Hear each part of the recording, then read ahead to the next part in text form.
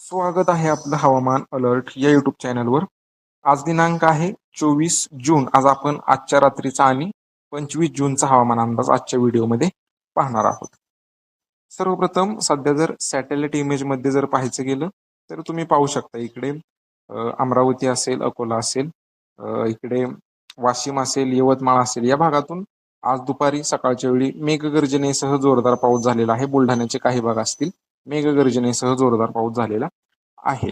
तसेच आज रात्री काय परिस्थिती राहील तर इकडे भंडारा असेल, गोंदिया, चंद्रपूर, गडचिरोली या जिल्ह्यातून मध्यरात्री किंवा पहाटेच्या वेळी मेघगर्जनेसह पावसाचा अंदाज थोड्या थोड्या क्षेत्रासाठी राहील. इकडे नांदेडच्या तेलंगणाला लागून जो भाग आहे किनवट, मोहोर या भागात सुद्धा मेघगर्जनेसह पावसाचा अंदाज नांदेड जिल्ह्यात तुरळक ठिकाणी आहे. उर्वरित इकडे जो पश्चिम घाट भाग आहे, कोकण किनारपट्टी आहे, मध्यम स्वरूपाचा पाऊस सक्रिय राहील. मुंबई पासून इकडे सिंधुदुर्ग पर्यंत घाटभाग, पश्चिम घाटभाग, मुंबई विभाग, जो रायगड, रत्नागिरी, सिंधुदुर्गचा भाग आहे, या भागातून मध्यम तर काही भागात जोरदार पावसाच्या सरी अधूनमधून सक्रिय राहतील. उर्वरित राज्यात विशेष पावसाचा अंदाज काय रात्री दिसत नाहीये. त्यानंतर उद्या 25 जूनला काय परिस्थिती राहील तर पालघर, ठाणे, मुंबई, रायगड, रत्नागिरी, सिंधुदुर्ग मध्यम ते जोरदार पावसाचा अंदाज आहे.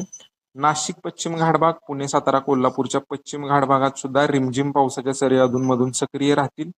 त्यानंतर इकडे विदर्भात थोडाफार पावसाचा अंदाज जास्त राहील. अमरावती, वर्धा, नागपूर, भंडारा, गोंदिया, गडचिरोली, चंद्रपूर, यवतमाळ हा जो जिल्हे आहेत हे जे या भागातून मेघगर्जनेसह जोरदार पावसाचा अंदाज उद्यासाठी आहे.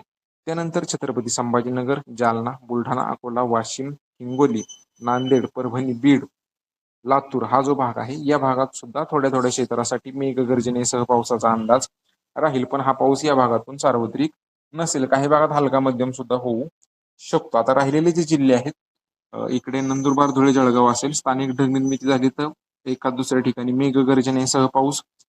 नाशिक मध्यपूर्व, पुणे मध्यपूर्व, अहिल्यानगरचा भाग आहे, सातारा मध्यवर्ती पूर्व, सांगली, कोल्हापूरचा मध्यवर्ती पूर्व भाग, 2-4 मध्यम अधूनमधून रिमझिम पावसाच्या सरी दिवसातून येतील.